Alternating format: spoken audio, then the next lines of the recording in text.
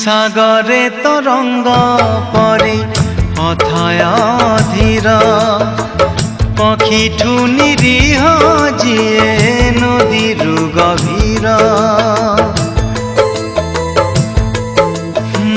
সাগরে তরঙ্গ পরে অথয় ধীর পক্ষীঠু নিরীহ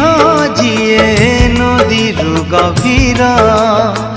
সে দুই আখির দেবী মুখী না